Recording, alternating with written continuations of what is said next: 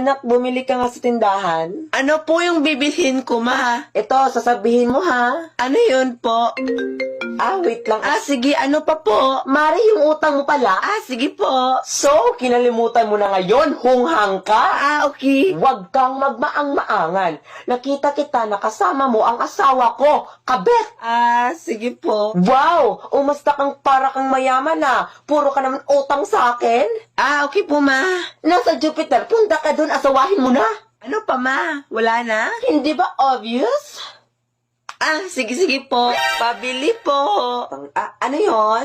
Wait lang. Sige. Mari, yung utang mo pala? Ay, Diyos kong batang ka. Wala akong utang sa'yo, uy. So, kinalimutan mo na ngayon, hunghang ka. Uy, hinihinay lang sa pananalita, ha? Huwag kang magmaang-maangan. Nakita kita kasama mo asawa ko. Kabet. Uy, batang ka, asawa agad. Bata ka pa nga, eh.